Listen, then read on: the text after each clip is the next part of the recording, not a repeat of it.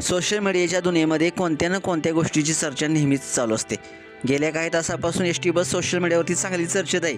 काही तासापूर्वीच S T bus चालकाचा video प्रचंड असा शेअर केला जात होता, ज्यामध्ये या एस टी चालकानं एस टी बसची रचना विचित्र आहे की त्या बसमध्ये चढताच येत नाही असा प्रकारचा व्हिडिओ सोशल मीडियावरती शेअर केला होता आणि लोकांनी तो प्रचंड असा शेअर देखील केला होता आणि लोकांना आवडला देखील होता.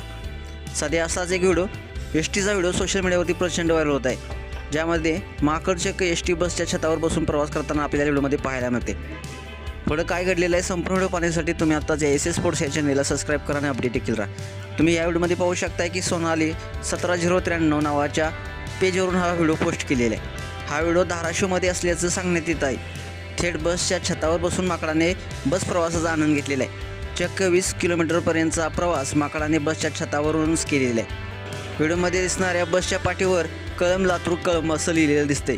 ही बस लातूर रस्त्यावरील गाजवड गावात आली तेव्हा हे माकड बसच्या छतावर जाऊन बसलं होतं. बस सुरू झाल्यानंतर माकड खाली काही उतरलंच नाही.